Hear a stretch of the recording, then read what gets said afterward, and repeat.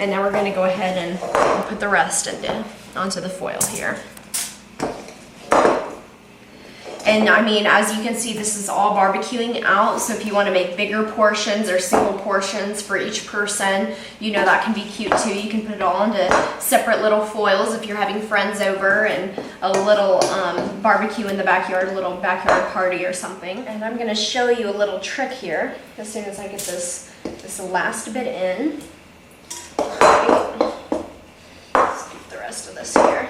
All right, there we go. Now, when you're tenting this, as I said before, it's really good for keeping all the flavors in there.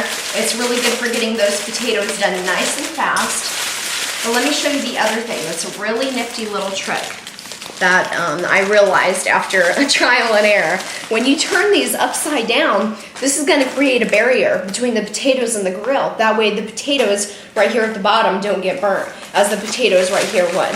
So that's another good tip. So we're going to go ahead and take these out to the grill and get started on our salad. Okay, so now that we got those potatoes out on the grill, we're going to grab these nice cool steaks here out of the freezer. Oh, these look beautiful. They're nice and cool, perfect temperature.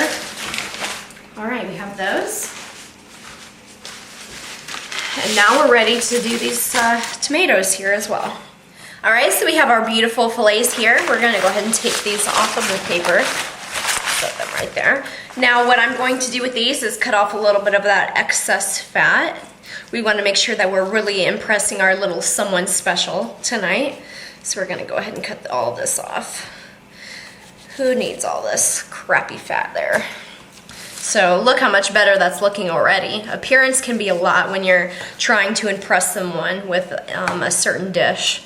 So, and this is definitely a lean towards a romantic dinner or a very fun dinner, maybe both.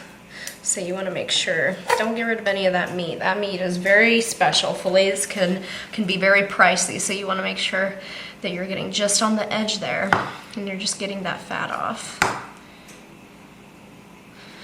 There we go.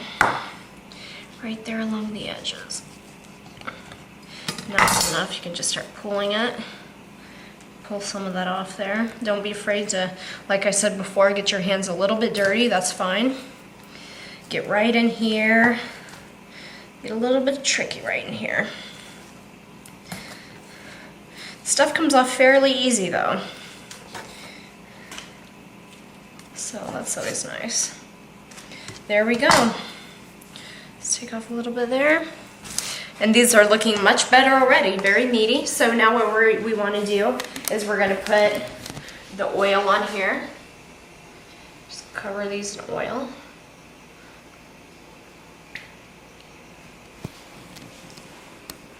Let's get them nice and drenched here. There we go. Ooh, got a few peppers. Got a few peppers there. Just set those.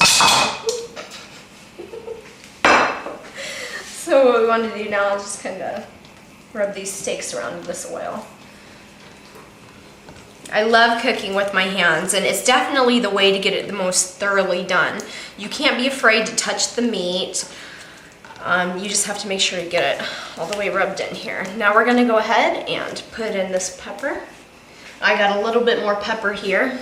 This is about 2 full tablespoons of pepper. We're just going to start mixing that all over the steak here.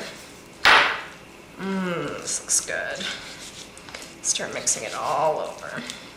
Get a little bit more in this one. There we go. These are looking good. Just mix it all up in there. Now, as you can see, I already shaped one fillet here. This is something very important about fillets, and you wouldn't think that with a piece of meat you'd be able to do this. See, if you pull this apart, this is what it looks like apart, but you can put it together like this, and it makes it obviously much more appealing to the eye, and it just comes together a lot better as a dish. So you want to make sure you push these together real nice here. And now what we're going to do, now that these are both firmly pressed together, we're going to put these here on the plate, and we're going to stick these back in the freezer for about 5 minutes or so while we work on the rest of our food here. So we're going to go ahead and stick these in. All right.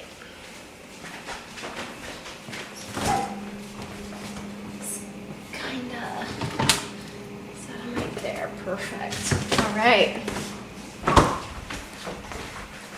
Now what we're gonna do is we're gonna start chopping up these tomatoes. We're just gonna chop them in straight slices here. Go ahead and wash off this knife. Give it a little rinse. All right. We're just gonna slice these straight down.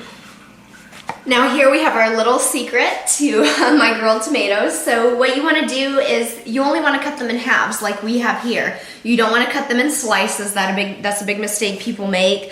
Grills can be pretty unpredictable at times. So what you want to do is you want to start cutting out the center of tomatoes here, just this little stem up here that no one wants to see or taste. And you just simply just cut them right in half here, just like that. And just lay them down flat. And when we put them on the grill, oh, forgot one little very important step here. You want to rub it along the olive oil here. There's still a little pepper as well to give it a little bit of taste, but you just want to rub it around and stick it right there. That way it won't be sticking to the grill. So go back through here, cut this out. And we're going to do basically the same thing. Just cut it right in half. Rub it around a little bit on this olive oil.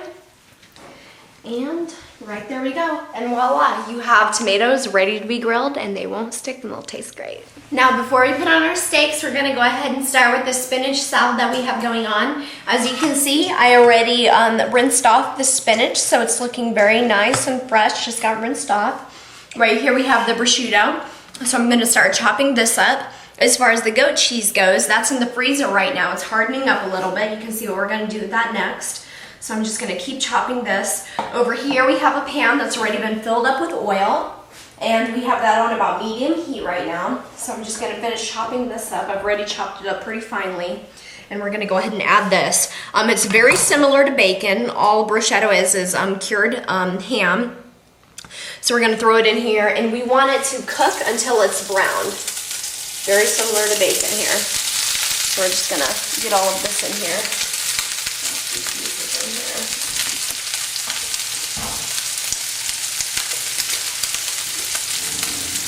Turn this down here a little bit.